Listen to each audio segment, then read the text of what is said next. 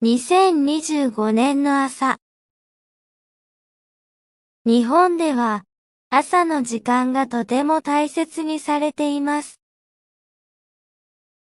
多くの家庭では朝ごはんを家族と一緒に食べます。これは一日の始まりに心と体を整えるための大切な時間です。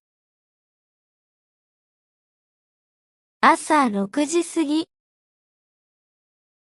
家の中にはご飯の炊ける匂いが広がります。日本の家庭では今もご飯、味噌汁、焼き魚という和食の朝ごはんを食べる人が多いです。お母さんはお味噌汁に季節の野菜を入れます。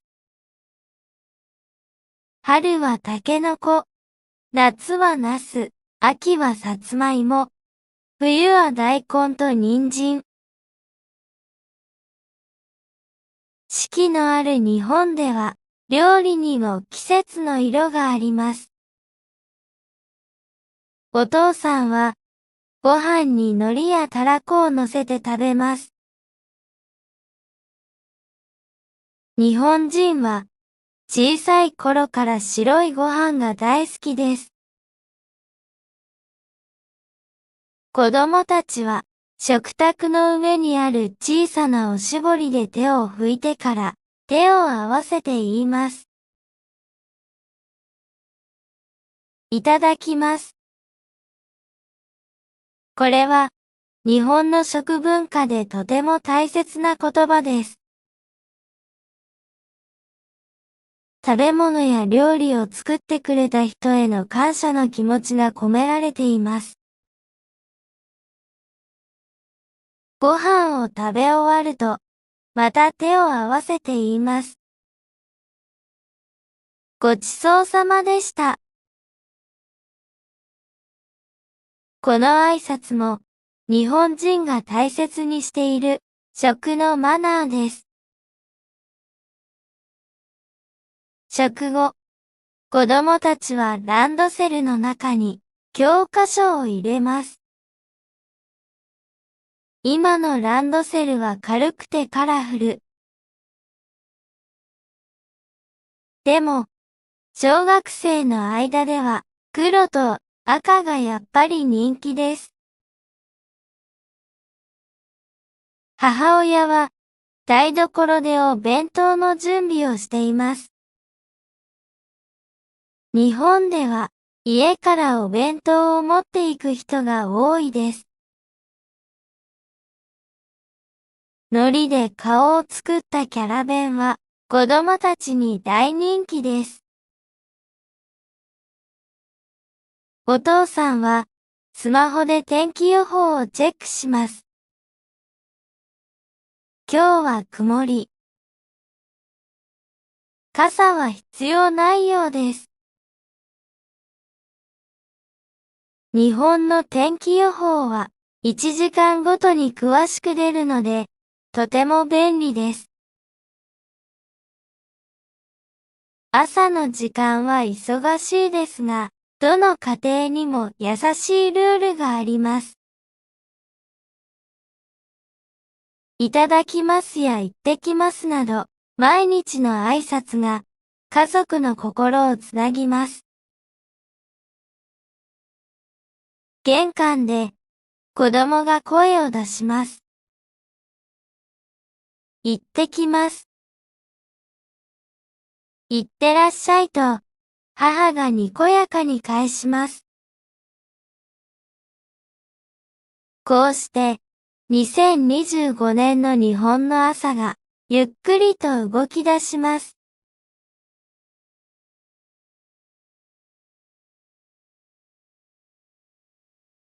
お父さんは、家のドアを閉めて、会社へ出かけます。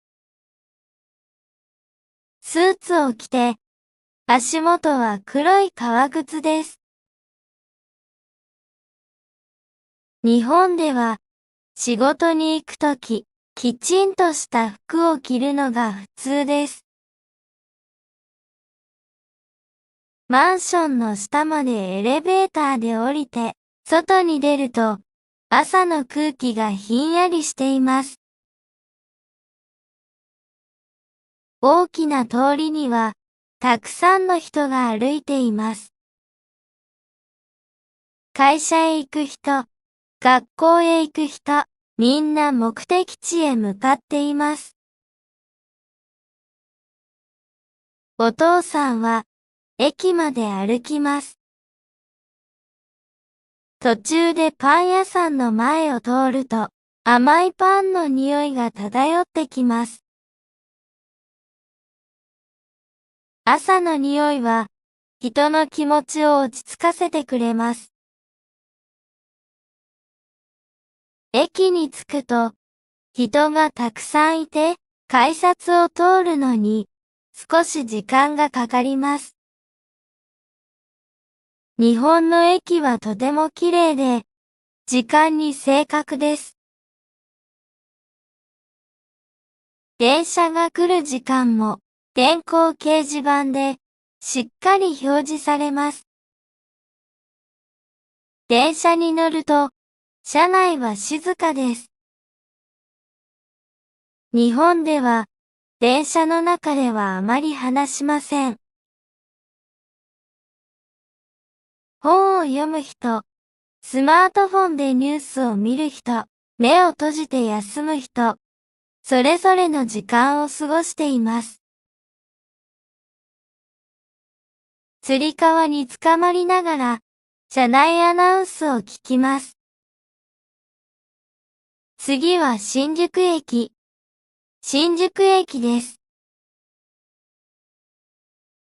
このようなアナウンスは、日本語と英語の両方で流れます。駅に着いて電車を降りると、会社まであと少しです。ビルがたくさんあるオフィス街を歩くと、周りには同じような服を着た人たちが足早に歩いています。会社のビルに入るときは、入り口でお辞儀をする人もいます。今日も一日、よろしくお願いしますという気持ちです。日本の通勤時間は、朝の文化の一つです。賑やかな中にも、静けさとルールがあります。それが、日本らしさを作っているのかもしれません。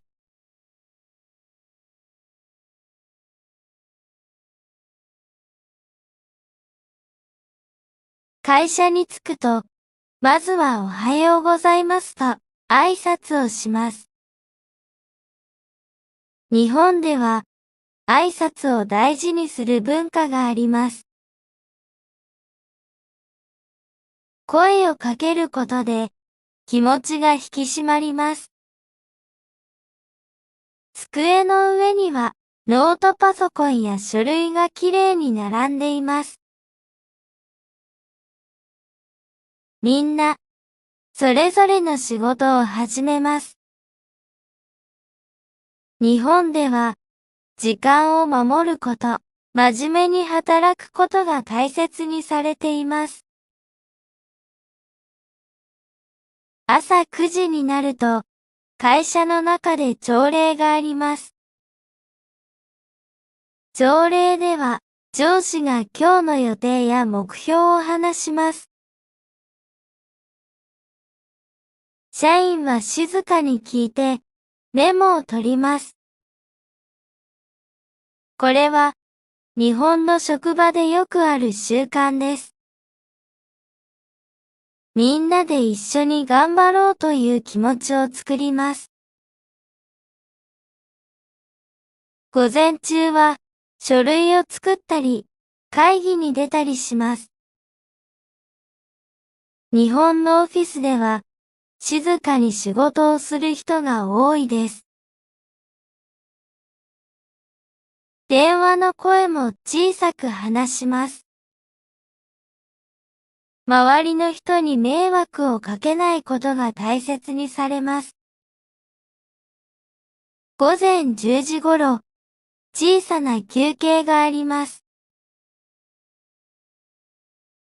この時間に、温かいお茶を飲む人が多いです。日本茶は、心を落ち着けてくれる飲み物です。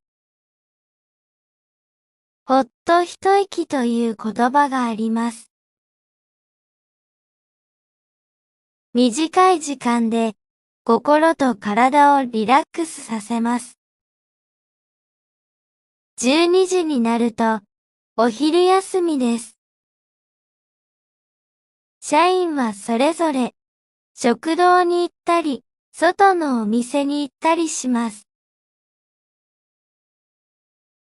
日本ではお弁当を持ってくる人も多いです。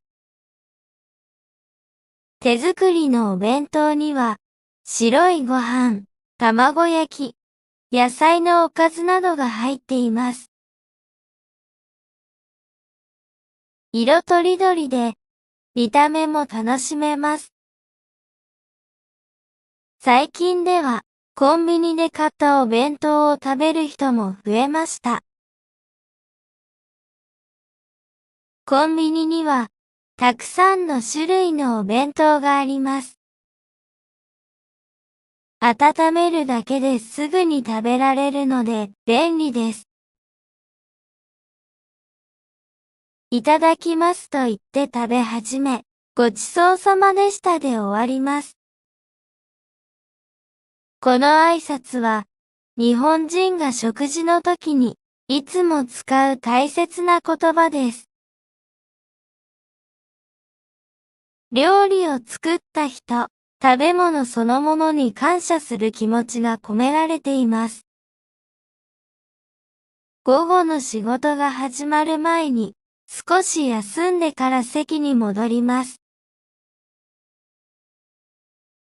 たくさん働く日本人にとって、お昼休みはとても大切な時間です。食事だけでなく、心を落ち着ける時間でもあります。こうして、日本の職場では、働くことと休むことのバランスが考えられています。それが、日本の仕事の文化です。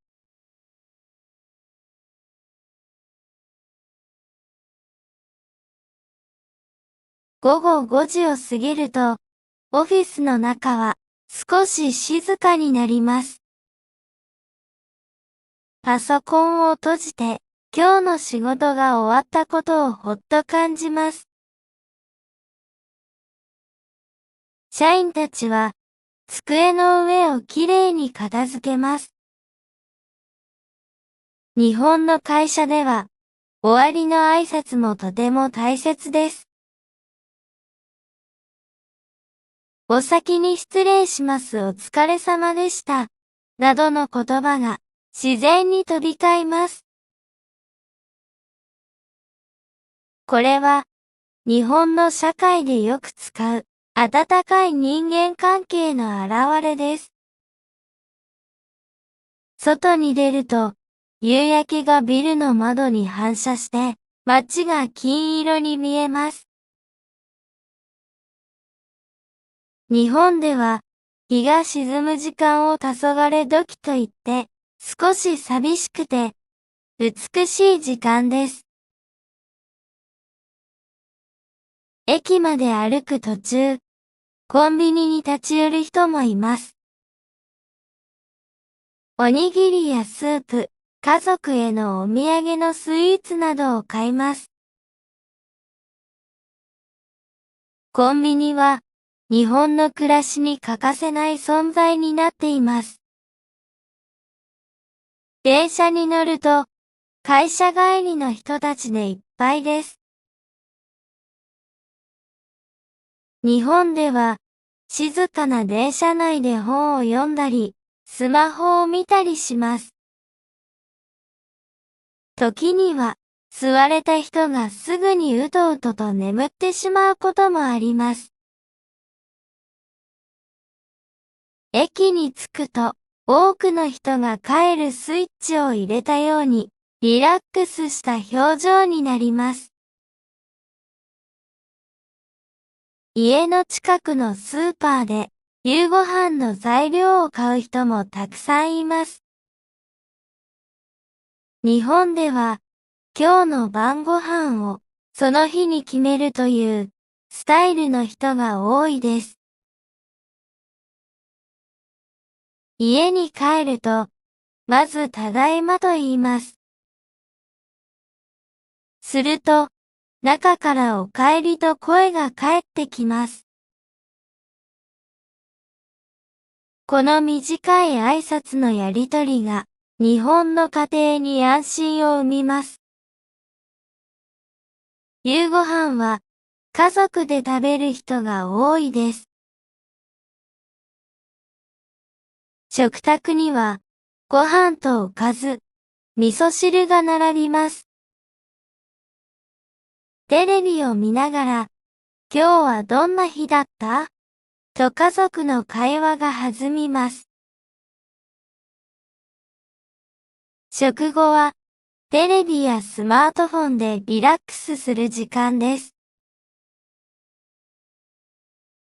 最近では、家族みんなで同じ番組を見るよりも、それぞれが好きな動画を見ることも増えてきました。夜10時頃、お風呂に入る人が多いです。日本では、シャワーだけでなく、湯船に浸かる習慣があります。温かいお湯にゆっくり入ることで、体の疲れが和らぎます。一日の終わりにお風呂は、日本人にとって大切なリセットの時間です。パジャマに着替えて、ベッドに入ると、今日が終わります。明日の準備をして、スマホのアラームをセットして、電気を消します。こうして、2025年の一日が静かに終わります。日々の中にある、小さなルールや挨拶。それが、日本の暮らしの中にある、温かさなのかもしれません。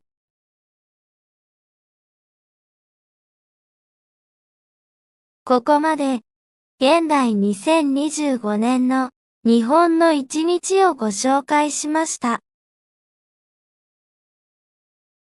続いては、40年前、1985年の日本にタイムスリップ。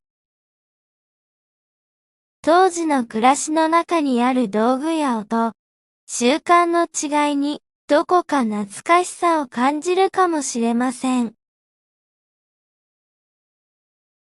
それでは、昭和の日本へ、時間を少し巻き戻してみましょう。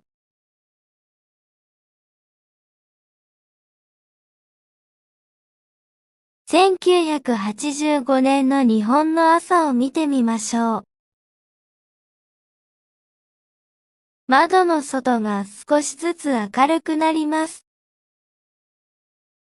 チリリリーと目覚まし時計のベルが鳴り、父が布団から起き上がります。この時代、スマホやデジタル時計はありません。アナログの目覚まし時計が毎朝の大切なパートナーでした。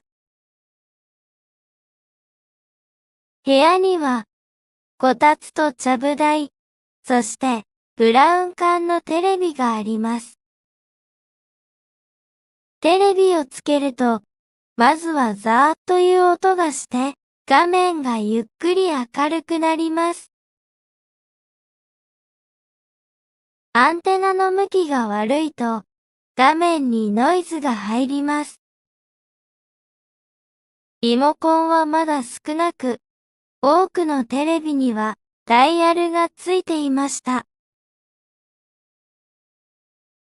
キッチンからは、ご飯が炊ける匂いがしてきます。炊飯器の蓋を開けると、白い湯気がふわっと上がります。和食の朝ごはんが当たり前だった時代です。焼き魚、卵焼き、味噌汁、そして漬物。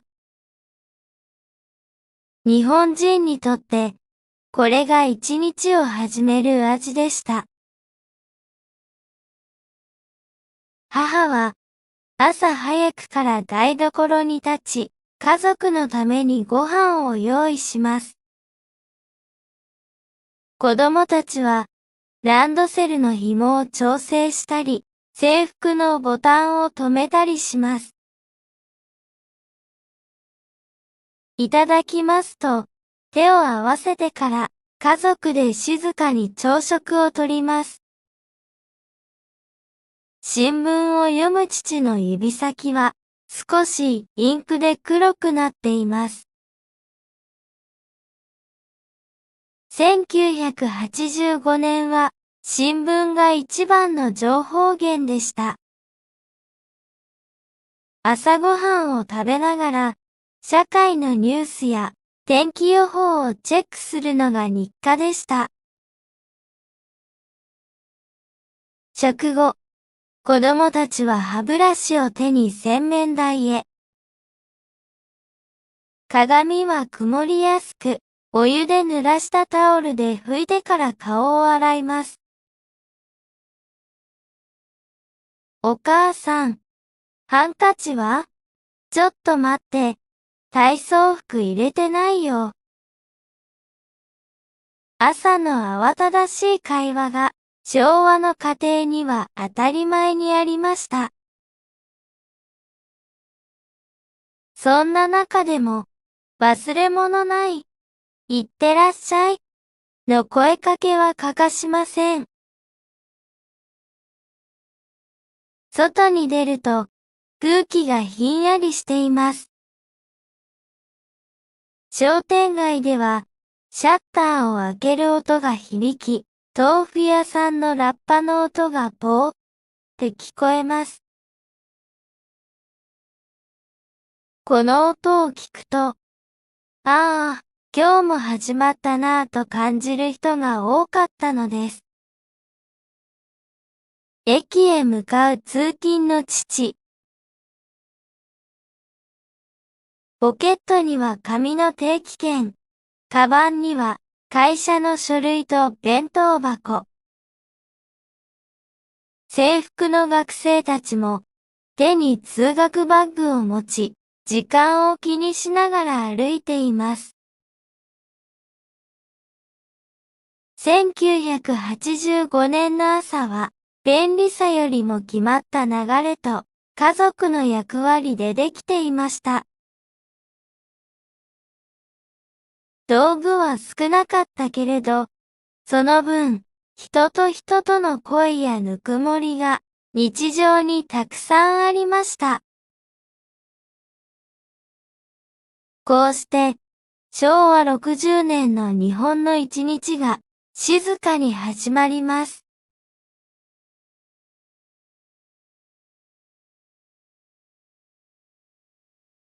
朝7時過ぎ。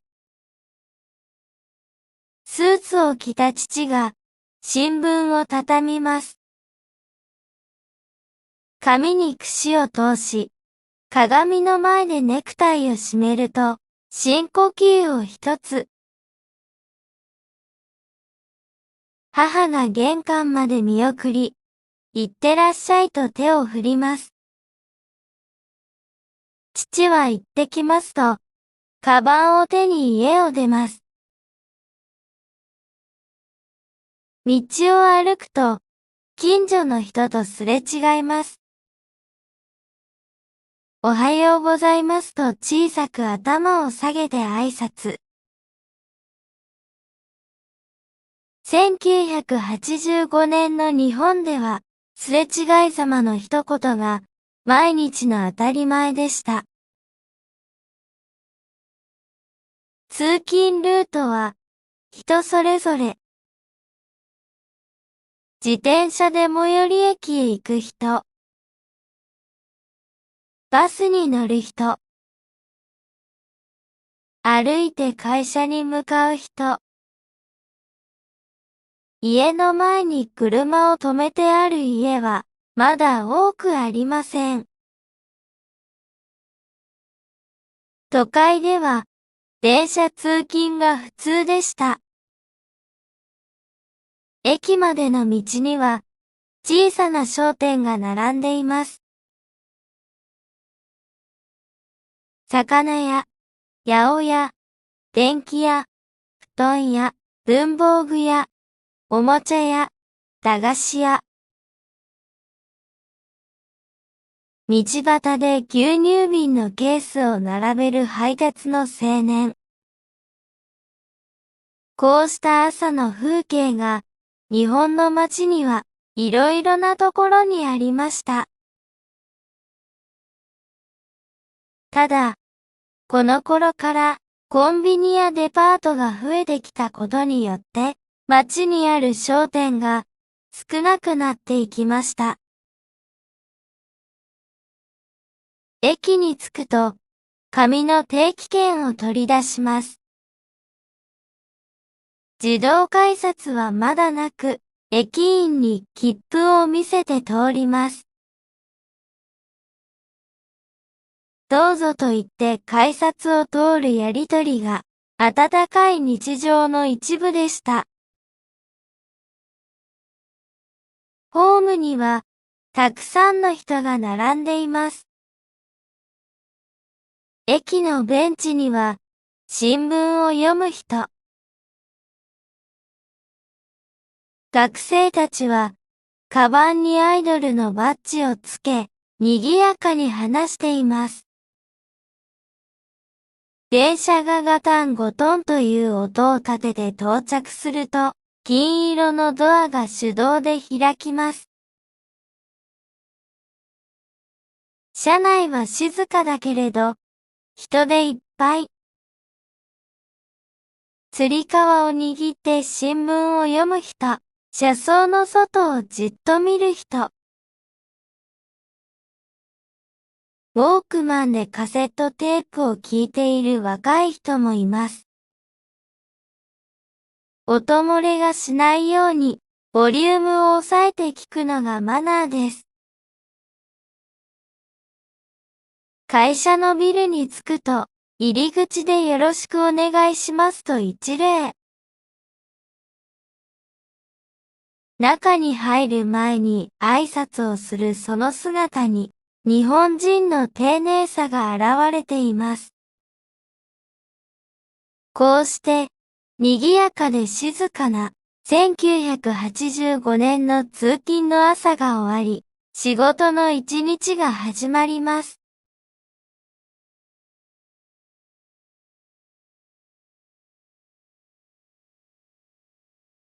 会社のビルに入ると、まずは受付の横にあるタイムカードを押します。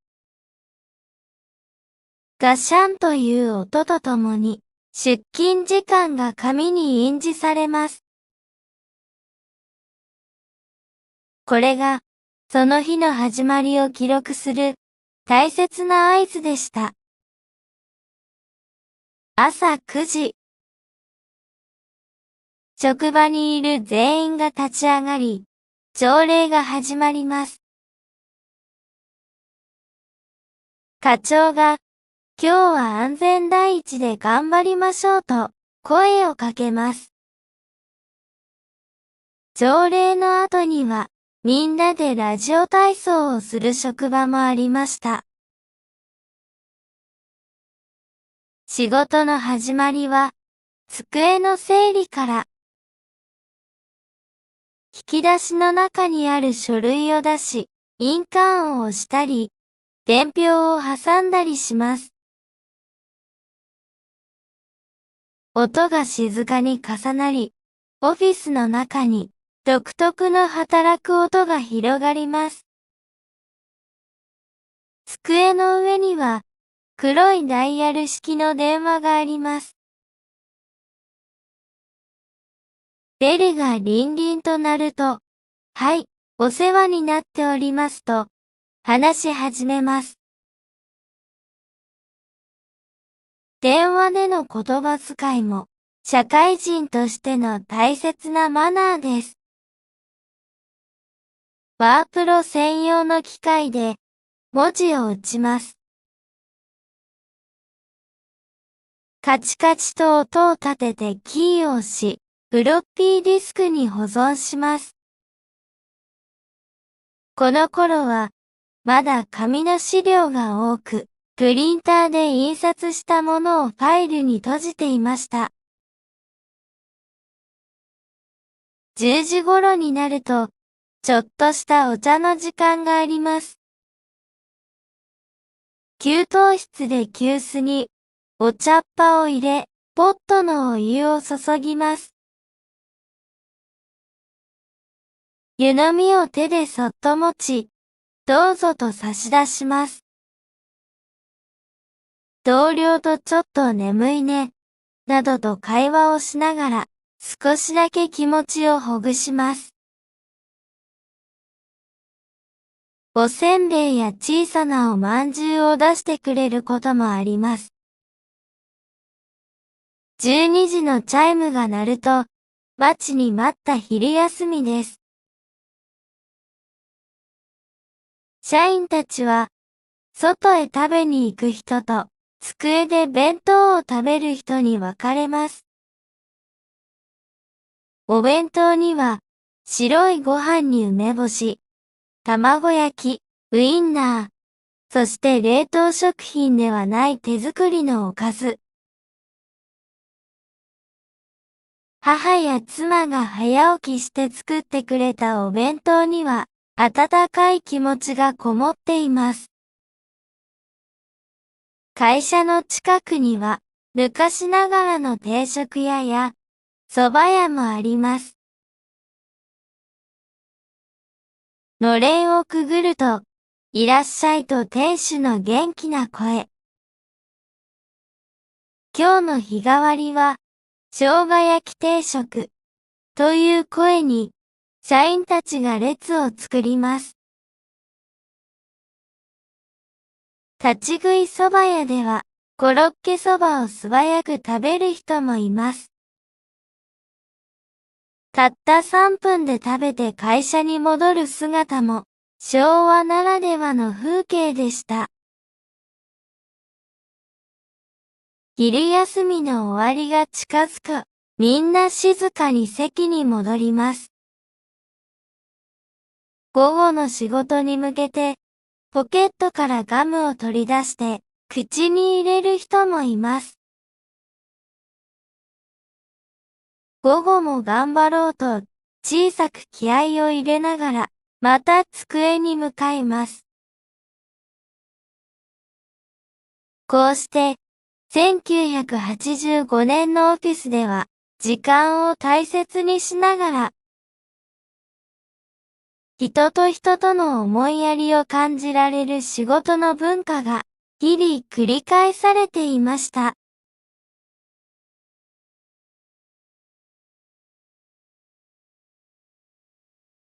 午後5時になると、ジーンと鳴る終業のベルが、会社に響きます。社員たちは、机の上の書類を揃え、印鑑をしまい、黒電話の受話器を元に戻します。今日もお疲れ様でしたと、声を掛け合いながら、それぞれのカバンを手に持ちます。エレベーターで1階まで降りると、外の空気は少しひんやりしています。オレンジ色の夕日がビルのガラスに映り、通りは帰る人たちで賑わい始めます。駅へ向かう途中、同僚と立ち話をする人たち。一杯どうという声がかかると、近くの居酒屋へ足が向かいます。居酒屋ののれんをくぐると、カウンターからジュージューと焼き鳥の音。温かい明かりと、店主のいらっしゃいの声。こういう場所で、仕事の話、家族の話、たわいもない会話が交わされます。一軒だけのつもりが、もう一軒とはしごになることもありました。終電の時間が近づく、駅に向かう足が速くなります。電車に乗ると、つり革につかまりながら目を閉じる人、車窓のネオンをぼんやり見る人。ガタンゴトンというリズムが、働いた一日の疲れをゆっくりとほぐしてくれます。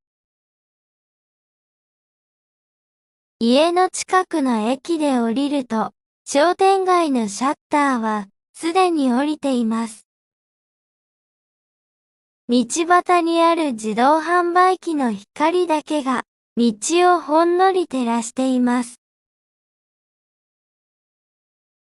家路に着く頃、遠くで犬がワン、と鳴き、夜の静けさが広がります。玄関のドアを開けると、家の中から味噌汁の香りがします。ただいまといえば、お帰りなさいと帰ってくる。このやりとりが、日本の家庭に安心をもたらします。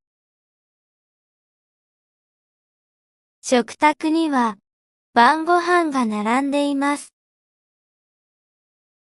ご飯に焼き魚、ほうれん草のおひたし、豆腐の味噌汁。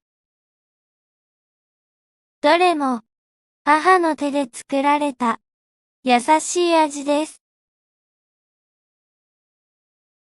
テレビでは、プロ野球のダイジェストが流れています。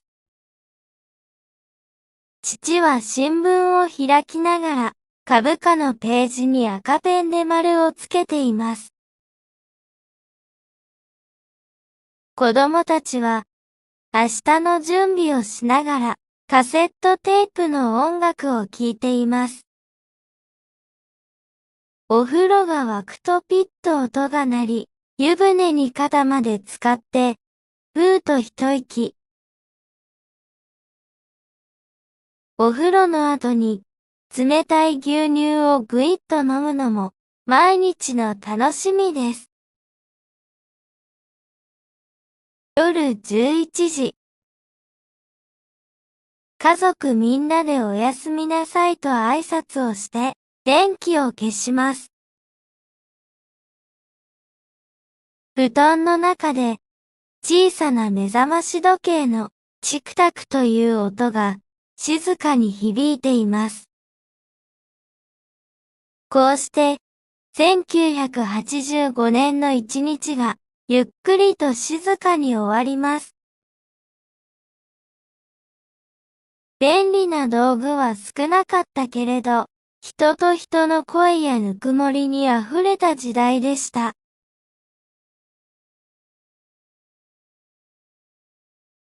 ここまで、日本の一日を聞いてくださってありがとうございました。今日は、1985年の日本を旅してきましたが、いかがでしたか？次回も、どこか懐かしくて、心がほっとするような、日本の風景や暮らしを、皆さんにお届けしていきます。もし、また聞いてみたいなと思ったら、チャンネル登録と高評価をしてもらえると嬉しいです。それでは、また次の動画でお会いしましょう。